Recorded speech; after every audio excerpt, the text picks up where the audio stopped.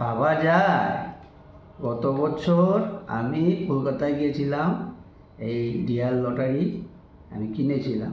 ভাগ্যিস ভালো আমার 1 কোটি টাকা লাগেনি। যদি 1 কোটি লাগতো তাহলে এই ভিডিওটা দেখুন।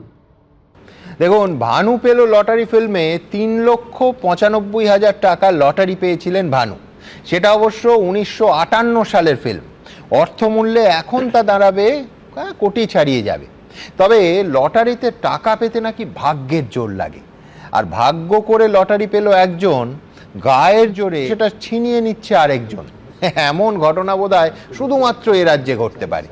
গত 15 বছর আমাদের ভাগ্যে এ রাজ্যে যে সরকারটা ছিল, অভিযোগ সেই সরকারের প্রশাসনিক প্রশ্রয়ে বেশ কিছু দাগি ছিনতাইকারী নাকি বিরাট জনপ্রতিনিধি সেজে বসেছিলেন।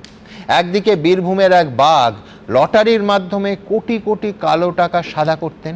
মাত্র 1.5 বছরের মধ্যে 6টা লটারি নাকি তিনি কবজির জোরে নয়, সে ভাগ্যের জোরে জিতে গেছিলেন।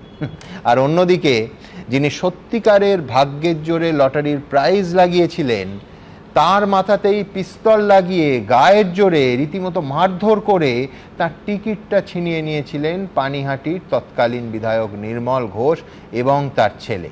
মারাত্মক অভিযোগ। এই পুরো ঘটনাটা আমি প্রথমেই শুনে নেব যার কাছ থেকে, তার সঙ্গে এই ঘটনাটা ঘটেছিল, পার্থ সরকার। কি হয়েছিল বলুন তো? নমস্কার। আমি মুনাগাছা মোড়ে ওএসএস 69 একটা বার আছে, ওই বারের মালিক সুশান্ত সরকারের গাড়ি চালাতাম। আচ্ছা। তো 9/11/2024 সালে আমি একটা ডিয়ার লটারি প্রথম পুরস্কার পাই 1 কোটি টাকা। তো তখন আমার মালিক জানতে পারে, আমাকে বলে ফ্ল্যাটে আয়। আমি যাই, যাওয়াতে গিয়ে দেখি সুশান্ত সরকার আর প্রশান্ত সরকার, সুশান্ত সরকারের ভাই প্রশান্ত সরকার ফ্ল্যাটে রয়েছে। তো আমাকে টিকিটটা দেখাতে বললো, দেখালাম। বলছে পার্থ, টিকিটটা তো ক্যাশ করাতে হবে, তো দাদার কাছে টিকিটটা ক্যাশ করাবো। আমি বললাম হয়তো কোনো এজেন্সির কাছে যাচ্ছে, ওনার পরিচিত আছে। প্রায় 2 বছর ধরে ওনার কাছে আমি চাকরি করছি। যাওয়াতে তখন দেখলাম সাইটিং বাজারে ঢোকালো গাড়িটা। বললাম হয়তো এখানে কোনো বাড়ি আছে, কারণ আমি ওই নির্মল ঘোষের বাড়ির সামনেই টিকিটটা পাই। ওখানেই, ওখানেই লটারির দোকানে, ওখানে বাজারে যেতাম প্রতিদিন, ওখানেই টিকিটটা কেটে দিলাম। ছোট লটারির দোকান, টেবিল নিয়ে বসে ওখানেই পেয়েছিলাম। তো ওখানে নিয়ে যাওয়ার পর তো নির্মল ঘোষের বাড়িতে ঢোকালো। ঢোকানোর পর তারপরে আমি ঢুকে বাদিকে একটা ঘর আছে, বাদিকে ঘরে ওখানে ঢোকালো। যেয়ে দেখছি ওখানে বসে আছে নির্মল ঘোষ, তীর্থঙ্কর ঘোষ, তারপর সুবীর কর্মকার আর মিঠুন চক্রবর্তী, আর এদিকে আপনার কাউন্সিলর গোবিন্দ দাস। বেশ। আর এদিকে সুশান্ত সরকার আর প্রশান্ত সরকার তো আমাকে নিয়ে গেছে। তো সুশান্ত সরকার যেয়ে বলছে আমাকে যে পার্থ, তুই এত টাকা নিয়ে কী করবি? দাদাকে টিকিটটা দিয়ে দে, দাদা তোকে একটা কাজের ব্যবস্থা, চাকরির ব্যবস্থা করে দেবে। সুশান্ত সরকার বলল, তুমি আমাকে বাড়ির থেকে বলে নিয়ে আসলে টিকিটটা ক্যাশ করাবে, ঠিক আছে, তুমি এখানে এসে দাদা আমি টিকিট দেবো না। যেই আমি না করেছি আমাকে সপাটা এক চড় মারে। যে মারাতে আমি যখন চিল্লাচ্ছি, সুশান্ত সরকারের ভাই কী করলো, প্রশান্ত সরকার আমাকে পেটে ঘুষি মারা শুরু করলো।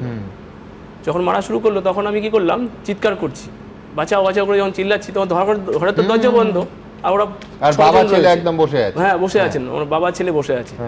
তো ওই নির্মল ঘোষ বিধায়ক উনি কি করলেন, সোফার তলা থেকে একটা বন্দুক বের করলেন, বের করে তখন আমার মাথায় ঠেকায়।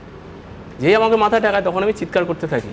যখন যে চিৎকার করি, বাঁচাও বাঁচাও করে, ওইদিকে আমার সবাই উঠে সবাই মিলে আমাকে পড়ে গেছি, তুলে আমাকে মারছে। যখন বন্দুক ঠেকায় তখন কি হলো, ওই তীর্থঙ্কর ঘোষ উঠে এসে আমার গলায় চিপে ধরেছে। গলা চিপে ধরে বলছে, তোকে জানে মেরে দেবো, ঠিক আছে, তোর লাশ গায়েব করে তোর লাশ রেল লাইনে ফেলে দেবো। আর ওই সময় সুশান্ত সরকার আমার পকেটে হাত ঢোকায়, হাত ঢুকিয়ে টিকিট দেখতে দেয়। আর এদিকে আপনার কাউন্সিলর গোবিন্দ মানিব্যাগ বের করে দেখতে থাকে। যখন পায় না তখন হাতাহাতিতে আমার জামার বোতামটা ছিঁড়ে যায়।